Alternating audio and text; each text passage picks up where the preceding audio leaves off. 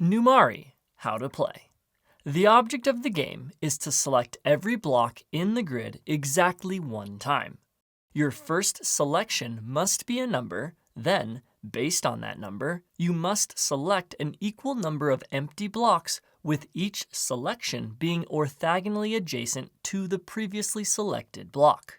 Once all the blocks have been selected, you must then select another adjacent number at the end of your current selection and continue the process until you complete the puzzle.